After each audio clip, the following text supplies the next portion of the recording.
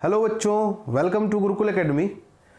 तो हमने बहुत समय पहले फिजिक्स का वीडियो अपलोड करना स्टार्ट किया हुआ था, तो कुछ काम की वजह से ब्रेक लग गया है उस पर। तो आज से हम लोग फिर से स्टार्ट कर रहे हैं फिजिक्स के क्लास 12th हिंदी मीडियम का जो आगे के चैप्टर्स हैं उनके चैप्टर्स के लेक्चर्स मैं यहाँ आपके लिए लाने वाला हूँ। तो आज हम लोग स्टार्ट करने वाले हैं चैप्टर नंबर 3। जैसे कि आपको दिख रहा होगा बोर्ड पे टाइटल कि चैप्टर 3 क्या है आपका, धारा विद्युत। तो धारा विद्युत स्टार्ट करने से पहले सबसे पहले आपको समझना पड़ेगा कि धारा होता क्या है। ओके बच्चों, तो धारा से आपको क्या समझ में आता है? धारा जिसको हम लोग जनरली रिप्रेजेंट करते हैं आई से, ठीक है। तो आई होता क्या है, करंट होता क्या है? करंट का एक फॉर्मूला होता है जो कि Q/T, मतलब हम रिप्रेजेंट करते हैं I बराबर Q/T, ठीक है। Q/T मतलब यहाँ पे T क्या है? समय है, आपको तो मालूम ही है।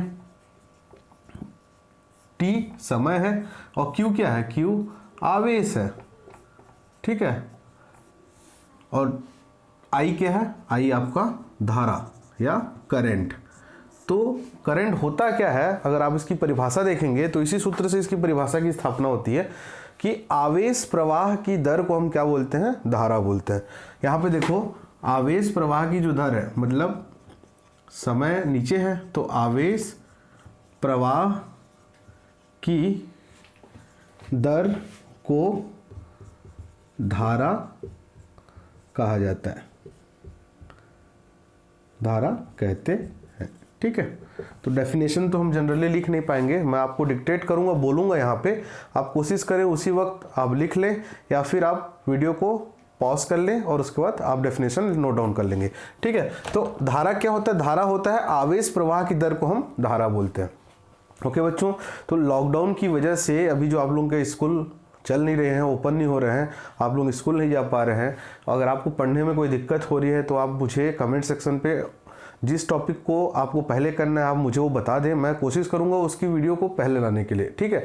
अभी हम कंटिन्यूस चलते जाएंगे, जो चैप्टर 3 अभी पढ़े हम लोग धारा विद्युत, चैप्टर 3 कंप्लीट करेंगे, चैप्टर 4 में जाएंगे तो आपके बोर्ड का प्रिपरेशन भी होता चलेगा, है ना। तो बोर्ड की तैयारी आप यहीं पर कर लें, घर बैठे ही कर लें, ठीक है। और मेरे चैनल को सब्सक्राइब करें, बेल आइकन को प्रेस करें और क्या करें, इस वीडियो को अपने दोस्तों में भी जरूर शेयर करें। और बच्चों अगर वीडियो पसंद आती है तो प्लीज़ लाइक करें, ठीक है। तो हम क्या देख रहे थे? हमने देखा धारा। धारा होता क्या है? आवेश प्रवाह की दर को हम धारा बोलते हैं। अब धारा को हम किससे, इसका मात्रक क्या होता है? मात्रक क्या, यूनिट जिसको हम लोग बोलते हैं, ठीक है। दोनों मीडियम के लिए चलते हैं, हिंदी इंग्लिश जैसा समझ में आप लोगों को। तो यूनिट क्या होता है इसका? एम्पियर होता है, और एम्पियर को इंग्लिश में भी एम्पियर ही बोलते हैं ना, एम्पियर, ठीक है। तो मात्रक क्या हो जाएगा? एम्पियर। अब हमको एक परिभाषा करना है कि एक एम्पियर होता कितना है। तो एक एम्पियर के लिए आप सूत्र देखें, Q/T होता है। अगर मैं आवेश को क्या कर देता हूं? 1 कूलाम कर देता हूं। आपको मालूम है आवेश का मात्रक क्या होता है? कूलाम होता है। अगर मैं आवेश की मात्रा को 1 कूलाम कर देता हूं और समय जो कि T है उसको मैं 1 सेकेंड कर देता हूं, 1 सेकेंड कर देता हूं, तो इससे परिभाषा बनता है आपका 1 एम्पियर का। कैसे? देखो, किसी चालक में 1 सेकेंड में यदि 1 कूलाम आवेश प्रवाह होता है, क्या लिखोगे? किसी चालक में 1 सेकेंड में यदि 1 कूलाम आवेश प्रवाह होता है तो उसमें जो धारा का मान होगा वो 1 एम्पियर होगा, ठीक। या ऐसा बोल सकते हो, इकाई समय में 1 कूलाम आवेश को प्रवाह करने की जो दर होगी वो होगी, करने में जो धारा की मात्रा होगी वो होगी आपकी 1 एम्पियर, ऐसा भी बोल सकते हो, ठीक है। तो कुछ नहीं है इसमें, पहले आप बेसिक हम लोग देख लेते हैं। आज की क्लास में हमको बस बेसिक्स देखना है कि हम धारा को कैसे समझें, उसके बेसिक कॉन्सेप्ट। किसी चीज़ का अगर आपको बेसिक समझ में आ जाता है तो आप उसके प्रॉब्लम आसानी से सॉल्व कर लेंगे, ठीक है बच्चों। तो ये हो गया आपका धारा। धारा क्या होता है? आवेश प्रवाह की दर को हम धारा बोलते हैं और मात्रक क्या होता है? उसका एम्पियर होता है, और मैंने 1 एम्पियर को परिभाषित कर दिया है, ठीक। इसके बाद जो दूसरा टॉपिक हम देखेंगे, ओके, इसके बाद जो दूसरा टॉपिक हम लोग देखेंगे वो आपको मालूम है विद्युत वाहक बल, सुना है आपने कभी, और एक विभव, ठीक है। उसको हम लोग जनरली कंपैरिजन में रखते हैं, विद्युत वाहक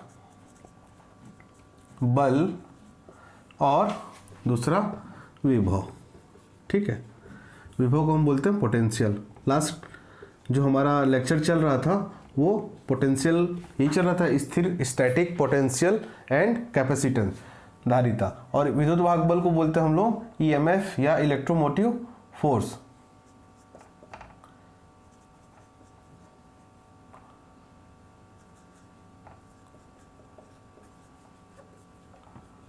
ठीक है, विद्युत वाहक बल जिसको हम लोग बोलते हैं ईएम, शॉर्ट में हम बोलते हैं इसको ईएमएफ।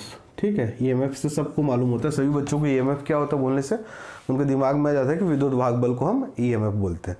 ठीक है, अब हम धारा पढ़ रहे हैं, तो धारा पढ़ रहे हैं तो हम क्या पढ़ेंगे, सर्किट पढ़ेंगे। सर्किट इसको हम लोग हिंदी में बोलते हैं विद्युत परिपथ। तो विद्युत परिपथ जो विद्युत वाहक बल होता है, सबसे पहले दो परिपथ दो प्रकार के होते हैं। देखो, माना मैंने यहाँ पे एक रेजिस्टेंस लगाया, और यहाँ एक कुंजी लगाई और उसको एक बैटरी से जोड़ दिया। बैटरी वाला पहले देख लेते हैं। ठीक है, बैटरी से जोड़ दिया, ये इसका प्लस और माइनस हो गया। ठीक है, तो अभी बटन क्या है, ये वाला ऑफ है। क्या है, ऑफ। ये जो की है इसकी कुंजी, ये बंद है।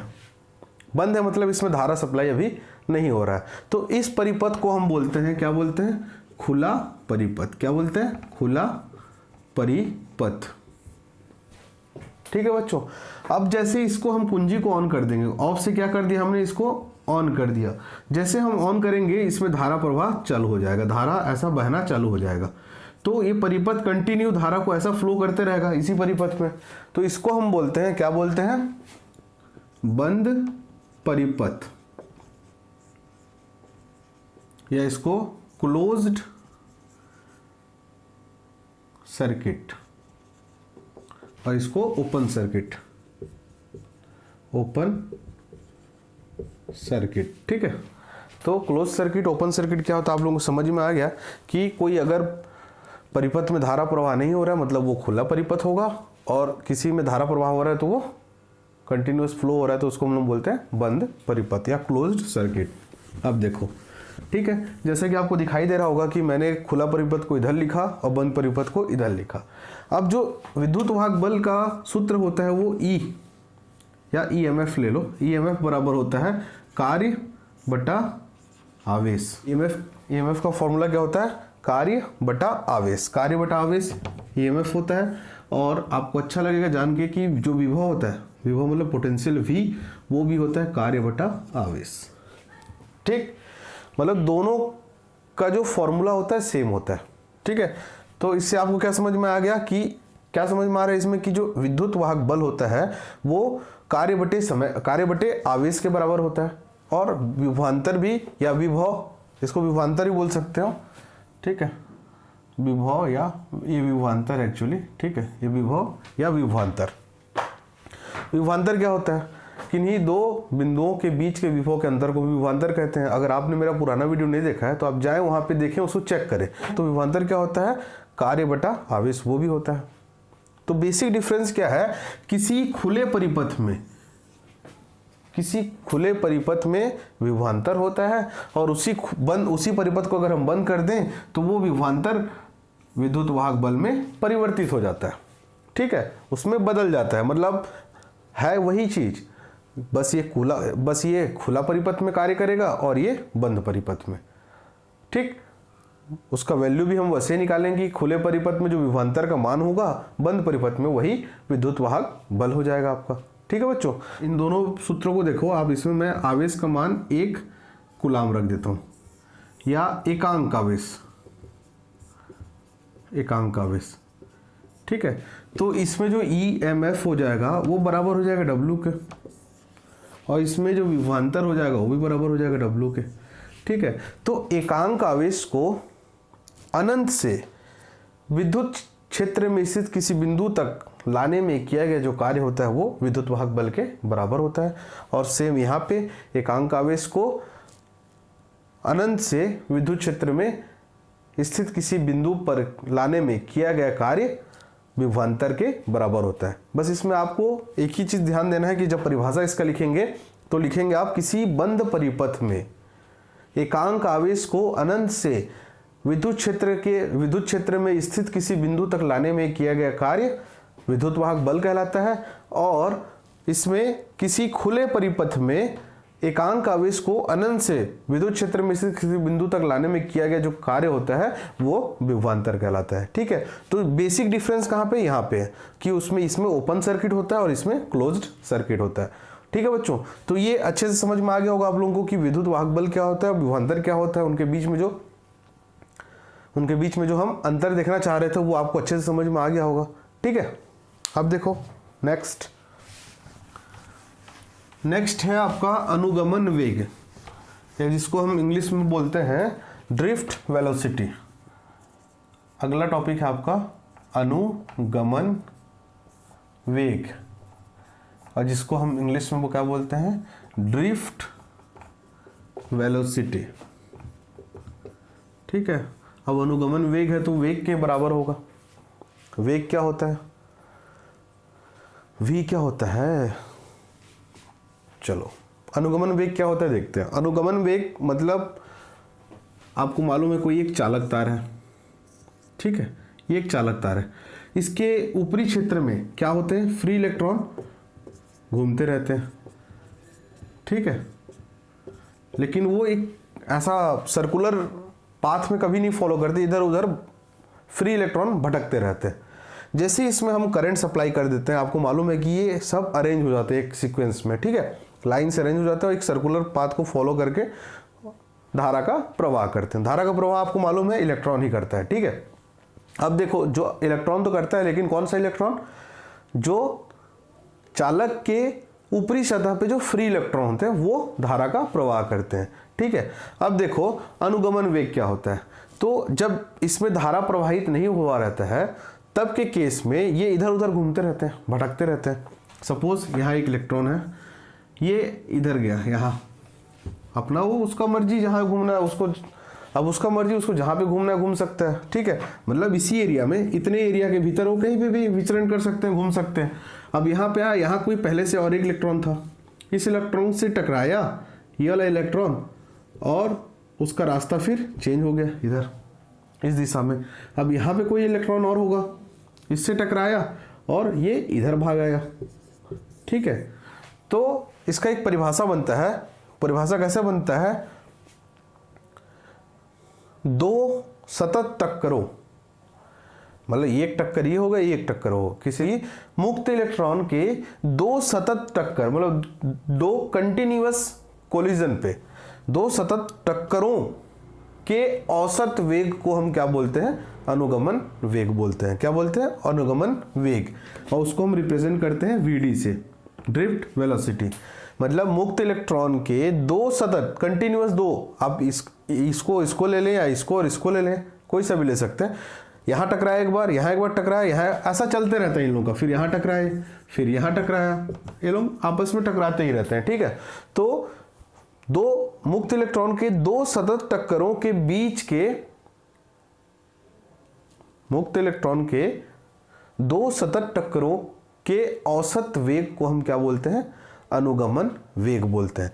अब देखो जो अनुगमन वेग होगा VD होगा, वो किसके बराबर होगा, जब यहाँ एक टकराया होगा, जब ये इलेक्ट्रॉन यहाँ गया होगा, इससे टकराया होगा।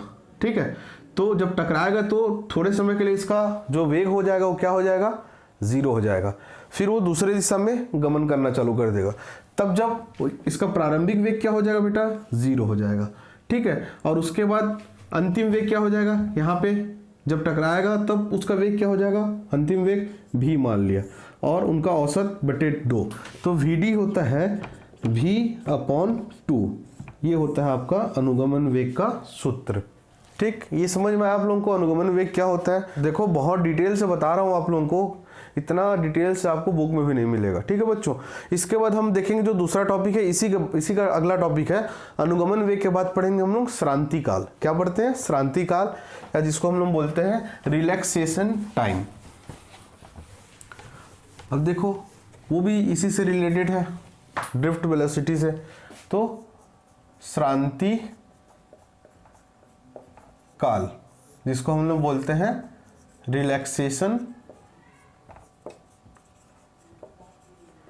टाइम। तो श्रांति काल से कुछ आपको समझ में आ रहा होगा, कुछ शांति काल टाइप का दिख रहा है, कुछ शांति का समय होगा, ठीक है। तो वहाँ क्या हो रहा था, 2 बार इलेक्ट्रॉन कंटिन्यूअस टकरा रहे थे, तो उनके औसत वेग को हमने अनुगमन वेग कह दिया। अब इसमें क्या होगा, 2 सतत टक्करों के बीच के जो समय, उनमें जो समय लगेगा, या उस समय जब इलेक्ट्रॉन एक टक्कर ले लिया और दूसरा टक्कर लिया, उनके बीच का जो समय होगा, उस समय को बोलते हैं हम श्रांति काल बोलते हैं।